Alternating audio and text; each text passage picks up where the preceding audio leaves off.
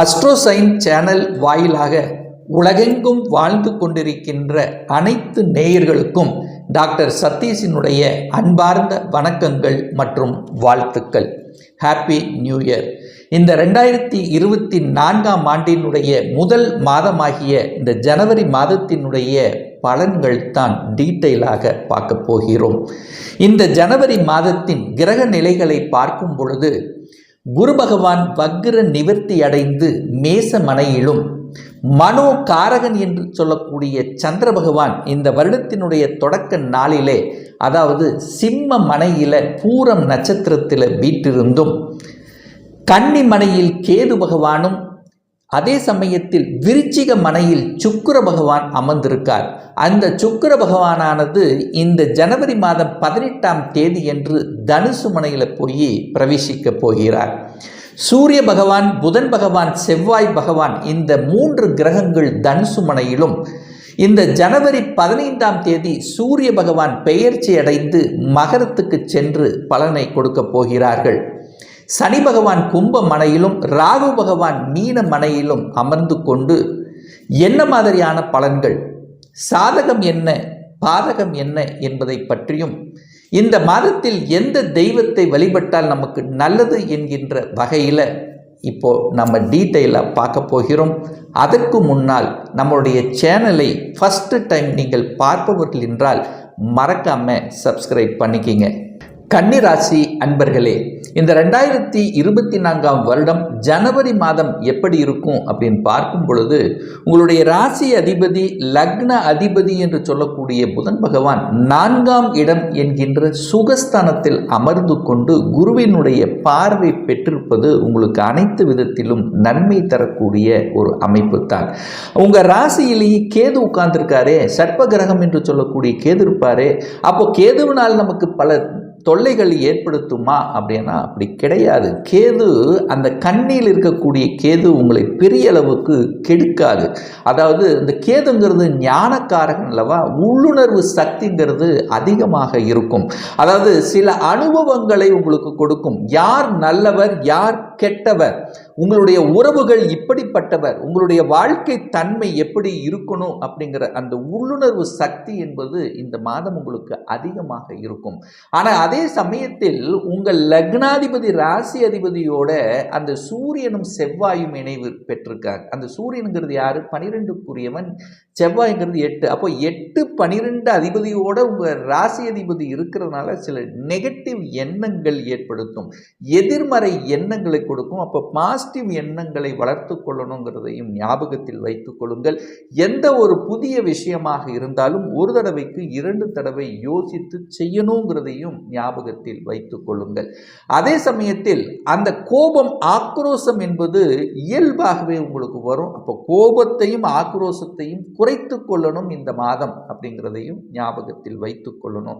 2ஆம் இடத்தை, அதாவது குடும்பஸ்தானம், தனஸ்தானத்தை அந்த குரு பகவான் பார்க்கிறார். அப்ப நிச்சயமா பொருளாதாரம் சார்ந்த விஷயத்தில் ஏற்றத்தை தரக்கூடிய அமைப்பு. ஏன்னா தனக்காரகன் என்று சொல்லக்கூடியவர் அந்த குரு பகவான் தனஸ்தானத்தை பார்க்கிறார் அல்லவா, அப்ப பொருளாதாரம் நிச்சயமாக இருக்கும்.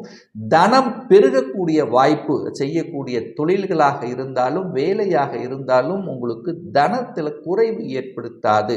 அதே சமயத்தில் குடும்பத்தில் ஒரு உறுப்பினரை இணைத்து கொள்ளக்கூடிய நிகழ்வும், குடும்பத்தில் ஒரு சுப காரியங்கள் செய்யக்கூடிய தன்மையும் உங்களுக்கு இயல்பாகவே சிறப்பாகவே இருக்கு அப்படின்னு சொல்லணும். அதே சமயத்தில் உங்களுடைய வாக்கானது பலப்படுத்தும். அதாவது நீங்கள் பேசக்கூடிய விஷயங்கள் பார்த்தீங்கன்னா மற்றவர்களுக்கு ஏதாவது ஒரு ரூபத்தில் உங்களுக்கு நல்லதாகவே இருக்கும். அப்ப நல்ல அறிவுரைகளை கொடுக்கக்கூடிய அமைப்பு, பேச்சை செய்யக்கூடிய, அந்த பேச்சினால செய்யக்கூடிய தொழில்கள் மூலமாக நல்ல வருமானத்தையும் லாபத்தை தரக்கூடிய அமைப்பு. அதாவது தரகு, கமிஷன், மார்க்கெட்டிங், இந்த மாதிரி டார்கெட், இந்த மாதிரியான கொடுத்து செய்யக்கூடியதில் அதை சக்சஸ் பண்ணக்கூடிய அமைப்பு உங்களுக்கு சிறப்பாக இருக்குது. 3ஆம் இடம் முயற்சி ஸ்தானத்தில் சுக்கிரன் உட்கார்ந்துருக்கார். அப்போ 2ஆம் அதிபதி 3ஆம் இடத்தில் இருக்கிறதுனால நிச்சயமாக உங்களுடைய முயற்சி பலிதமாகும். அதாவது அந்த பணத்துக்காக தேடக்கூடிய, அந்த பணத்திற்காக நீங்கள் எடுக்கக்கூடிய முயற்சிகள் எத்தனையும் சக்சஸ் ஆகக்கூடிய வாய்ப்புகள் உங்களுக்கு சிறப்பாக இருக்குது. அதே சமயத்தில் பார்த்தீங்கன்னா அந்த சுக்கிரன் 3ஆம் இடத்தில் இருக்கிறதுனால புதிய ஒப்பந்தங்கள், கலைத்துறையில் ஒரு புதிய ஒப்பந்தங்கள் கிடைக்கக்கூடிய வாய்ப்புகள், இசை சார்ந்த துறையில் ஒரு சிலருக்கு நாட்டத்தை கொடுக்கும், ஒரு சிலருக்கு அந்த துறையில் இறக்கி விடக்கூடிய அமைப்பு, ஏற்கனவே அந்த இசை சம்பந்தப்பட்ட துறையில் இருப்பவர்களுக்கு புகழை தரக்கூடிய வாய்ப்புகளையும் சந்தர்ப்பங்களை உருவாக்கும். 4ஆம் இடத்திலேயே அந்த சூரியன், புதன், செவ்வாய் இந்த 3 கிரகங்கள் இணைவு பெற்று அந்த 4ஆம் இடத்தின் அதிபதி என்று சொல்லக்கூடிய குரு பகவான் 8ஆம் இடத்திலிருந்து அந்த 4ஆம் இடத்தை பார்க்கிறார். அப்போ இதுவரைக்கும் ஒரு வலி, வேதனை, துக்கம், துயரத்தை கொடுத்து கொண்டிருந்தது. ஒரு நிலத்தை விற்கணும், ஒரு இடத்தை விற்கணும் அப்படின்னு நெடு நாட்களாக நான் முயற்சி எடுத்துட்டே இருக்கிறேன். அந்த நிலம் விற்கவே மாட்டேங்குது. அப்படி அந்த நிலத்தை விற்றாதான் நான் வேற எதையாவது ஒன்று பண்ணணும், ஒரு வீடு வாங்கணும், ஒரு புதுசாக ஒரு வீடு வாங்கணும் அப்படின்ற நினைப்பில் இருக்கிறேன். அப்படின்னு இருக்கக்கூடிய இந்த கன்னிராசி என்பர்களுக்கு நீங்கள் விரும்பியவாறு அந்த இடம் விற்பனையாகக்கூடிய வாய்ப்புகள் உங்களுக்கு சிறப்பாக இருக்குது அப்படின்னு சொல்லணும். அதாவது ஒரு வலி, வேதனையை கொடுத்து கொண்டிருந்த விஷயங்கள், ஒரு வழக்கில் இருந்து கொண்ட விஷயங்கள், அது உங்களுக்கு சாதகமாக முடியக்கூடிய வாய்ப்புகள் உருவாக்கும். 5ஆம் இடத்தின் அதிபதி என்று சொல்லக்கூடிய சனி பகவான் தனக்கு 2ஆம் இடத்தில் இருக்கின்ற காரணத்தால் குழந்தை படித்தவுடன் படிப்புக்குண்டான வேலை கிடைக்கக்கூடிய வாய்ப்புகள் உங்களுக்கு சிறப்பாக இருக்குது. அதிர்ஷ்டம் சார்ந்த விஷயங்கள், இதுவரைக்கும் எனக்கு ஒரு அதிர்ஷ்டமே இல்லையே அப்படின்னு இருந்தவர்களுக்கு திடீர் அதிர்ஷ்டம் கிடைக்கக்கூடிய தன்மைகள்.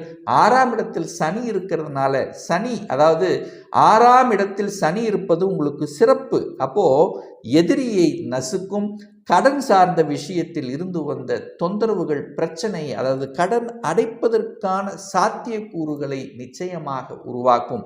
அப்போ கடனே, அதாவது வாங்குகிற சம்பளம் எல்லாம் கடனுக்கே போகுது, இஎம்ஐக்கே போகுது அப்படின்னு இருக்கின்றவர்கள் இப்போ அந்த கடனின் மூலமாக, அந்த கடன் வாங்கின பணத்தின் மூலமாக உங்களுக்கு அனுகூல வாய்ப்புகள் ஏற்படுத்தக்கூடிய தன்மை. அதே சமயத்தில் உடல்நலம் சார்ந்த விஷயத்தில் பல தொல்லைகளை அனுபவித்தவர்கள் தீரவே மாட்டேங்குது. நெடு நாட்களாகவே உடல்நலத்தில் பிரச்சனை இருந்தவர்களுக்கெல்லாம் சொல்யூஷன் கொடுக்கக்கூடிய ஒரு மாதம். ஒரு சரியான ஆஸ்பத்திரி, சரியான டாக்டர் இனங்கண்டு கொண்டு அதற்கு தகுந்த மாதிரி ட்ரீட்மெண்ட் எடுத்து சரியாகக்கூடிய வாய்ப்புகள், சந்தர்ப்பங்கள் சிறப்பாக இருக்கிறது. 7ஆம் இடத்தில் ராகு இருக்கிறார். சர்ப்ப கிரகம் என்று சொல்லக்கூடிய ராகு 7ஆம் இடத்தில் இருக்கிறதுனால இதுவரைக்கும் ஒரு திருமண தடையை கொடுத்து கொண்டிருந்தது. அதாவது வரன் பார்க்குறாங்க, ஆனால் ரிசல்ட் கிடைக்கல அப்படின்னு இருந்தவர்கள் திடீர் திருமணம், அதாவது ஒரு 4 மாதத்து 5 மாதத்துக்கு முன்னாடி பார்த்த வரன்கள் திரும்ப ரிட்டர்ன் ஆகி அது சம்மதம் பெறக்கூடிய வாய்ப்புகள். இன்னாருக்கு இவர் அப்படி என்று அடையாளம் காட்டக்கூடிய தன்மை. என குரு பகவான் 7க்குரியவன் 8ல் தனக்கு 2ஆம் இடத்தில் அமர்ந்து கொண்டு, அந்த 8ஆம் இடம் என்பது திடீர் அதிர்ஷ்டம் கொடுக்கக்கூடிய இடங்கிறதுனால திடீர் அதிர்ஷ்ட வாய்ப்புகளாக திடீர் என்று திருமணம் நிச்சயிக்கக்கூடிய வாய்ப்புகளை உருவாக்கும். என அந்த குரு குடும்பஸ்தானத்தை பார்க்கிறார். குடும்பத்தில் ஒரு உறுப்பினரை இணைத்துக் கொள்ளக்கூடிய நிகழ்வு இருக்கின்ற காரணத்தால் திடீர் திருமண வாய்ப்புகள், திடீர் சுப காரியங்கள் செய்யக்கூடிய தன்மைகள், திடீரென்று வெளிநாட்டுக்கு செல்லக்கூடிய யோகங்களும் இருக்கிறது. ஏன்னா அந்த குரு பகவான் 12ஆம் இடத்தையும் பார்க்கிறார் அல்லவா. 12ஆம் இடம் என்பது வெளிநாட்டு சம்பந்தப்பட்ட இடம். அப்போ சொந்த ஊரை விட்டு வெளியில செல்லக்கூடிய வாய்ப்புகள்.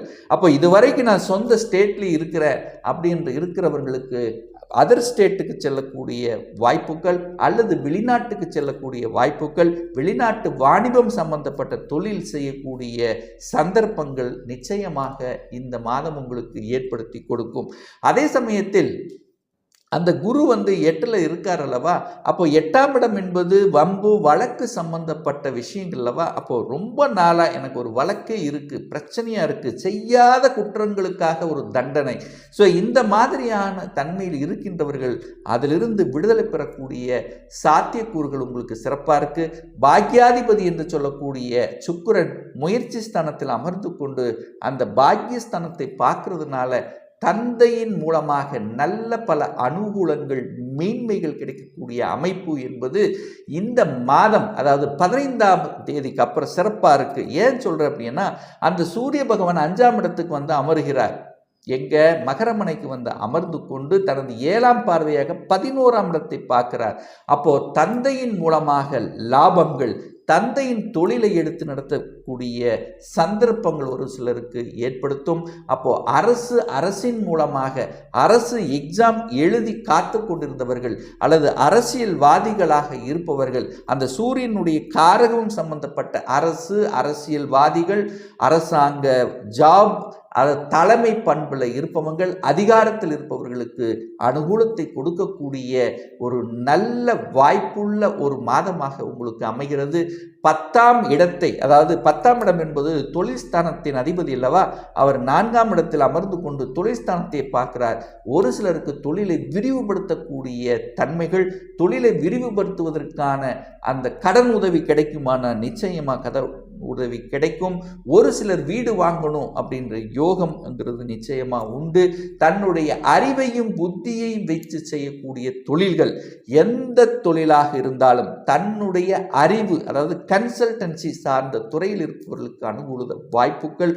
புதனை வைத்து, அதாவது தகவல் தொடர்பு துறை, கம்யூனிகேஷன், ஸோ இந்த மாதிரியான இருக்கின்றவர்கள், ஊடகம் சம்பந்தப்பட்ட துறையில் இருப்பவர்கள், இந்த யூடியூப்ல சம்பந்தப்பட்ட இருப்பவர்கள், ஸோ இந்த மாதிரியான துறையில் இருக்கின்றவர்களுக்கு இந்த மாதம் ஒரு நல்ல ஏற்றத்தையும் முன்னேற்றத்தை கொடுக்கக்கூடிய ஒரு நல்ல மாதமாக உங்களுக்கு அமைகிறது.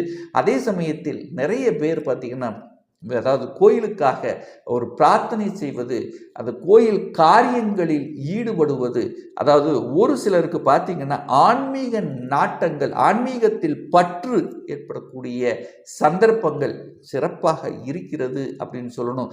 அதே சமயத்தில் இந்த கன்னிராசி அன்பர்களுக்கு ஒரு நல்ல தெய்வ வழிபாடு இந்த மாதம் அப்படின்னா, உங்க ராசியிலேயே கேது பகவான் இருக்கிறதுனாலையும் 7ஆம் இடத்தில் ராகு இருக்கிறதுனால, அந்த கேது உங்க ராசியில் இருக்கிறதுனால ஒவ்வொரு நாளும் விநாயகமூர்த்தி சென்று வழிபடுவதும், ராகு 7ஆம் இடத்தில் இருக்கின்ற காரணத்தால நிச்சயமாக நீங்கள் அந்த ராகு அப்படிங்கிறது ஏதாவது உக்கிரமான ஒரு தெய்வத்தை சென்று வழிபடுவது அனைத்து விதத்திலும் மேன்மையை உங்களுக்கு கொடுக்குங்கிறதுல எந்தவித மாற்று கருத்தும் கிடையாது. இப்போ நான் சொன்னது கோச்சார ரீதியான ஒரு பொதுவான பலன்கள் தான்.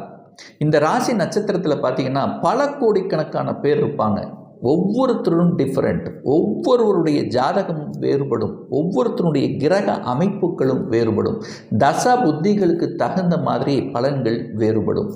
ஒரு துல்லிய பலன் வேணும் அப்படின்னா உங்களுடைய சுய ஜாதகத்தில், அதாவது விதி கொடுப்பினை எப்படி இருக்கிறது, அதாவது இந்த 2024ஆம் வருடம் சொந்த தொழிலை செய்வதற்கான விதி கொடுப்பினை இருக்கிறதா, அப்படி இருக்கக்கூடிய பட்சத்தில் எப்போ நம்ம சொந்த தொழிலை ஆரம்பிக்கலாம், எப்போ நமக்கு திருமணம் நடக்கும், எப்போ நம்ம ஒரு நல்ல வேலை அமையும், எப்போ நமக்கு ப்ரமோஷன் கிடைக்கும், எப்போ குழந்தை பாக்கியம் கிடைக்கும், எப்போ வீடு கட்டலாம், இது போன்ற கேள்விகளுக்கு துல்லியமான பதிலை நம்மால் கூற முடியும். ஒரு பர்சனல் கன்சல்டேஷன் எடுத்துக்கணும், ஒரு சுய ஜாதகம் பார்க்கணும் என்று விருப்பமுடைய அன்பர்கள் டிஸ்பிளேயில் தெரியக்கூடிய நம்பருக்கு வாட்ஸ்அப் மூலியமாகவோ ஃபோன் கால் மூலியமாகவோ தொடர்பு கொண்டு அப்பாயின்மெண்ட் பெற்றுக்கொண்டு கன்சல்டேஷன் எடுத்துக்கலாம். இந்த பதிவு உங்களுக்கு பிடித்திருக்கும் என்று நினைக்கிறேன். பிடித்திருந்தால் லைக் பண்ணுங்க, கமெண்ட் பண்ணுங்க, உங்கள் நண்பர்களுக்கும் உறவுகளுக்கும் ஷேர் செய்யுங்க. நம்ம சேனலை ஃபர்ஸ்ட் டைம் நீங்கள் பார்ப்பவர்கள் என்றால் மறக்காம சப்ஸ்கிரைப் பண்ணிக்கிங்க. பக்கத்தில் இருக்கின்ற பெல் பட்டன் மற்றும் ஆல் நோட்டிஃபிகேஷனை கிளிக் பண்ணும்போது நான் போடக்கூடிய அடுத்தடுத்த பதிவுகள் உங்களுடைய நோட்டிஃபிகேஷனில் வந்து சேரும். இந்த ராசி நட்சத்திர நேயர்கள் அனைவரும் வாழ்க வளர்க வளமுடன் என்று எனது வாழ்த்தினை தெரிவித்துக் கொண்டு விடைபெறுகிறேன். நன்றி, வணக்கம், வாழ்த்துக்கள்.